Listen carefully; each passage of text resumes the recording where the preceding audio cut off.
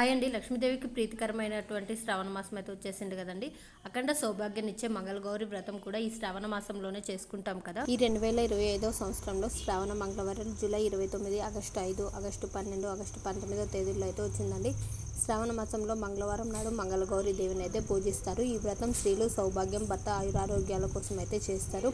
వ్రతం రోజున గౌరీదేవికి ప్రత్యేక పూజలు, నైవేద్యాలు అయితే సమర్పిస్తారు. పూజలో భాగంగా ఆకులు, ఒక్కలు, 5 వత్తులతో అయితే దీపాలు వెలిగించి గౌరీదేవికి అయితే హారతి ఇస్తారండి. పూజ తర్వాత ఈ వస్తువులను శనగలతో కలిపి తల్లికి లేదా బ్రాహ్మణ ముత్తైదులకు అయితే వాయనంగా ఇస్తారు. ఈ వ్రతం వల్ల కుజుడు కూడా మంగళవారాన్ని అధినేత అయ్యాడనేసి అయితే నమ్ముతాం. కాబట్టి ఈ వ్రత కథను వినడం ద్వారా ఉపవాసానికి సంబంధించిన పూర్తి ఫలితాలు అయితే పొందుతామండి. చూసారు కదండి, ఈ 2025 సంవత్సరంలో శ్రావణ మంగళవారాల్లో శ్రావణ గౌరీ వ్రతం గురించి అయితే.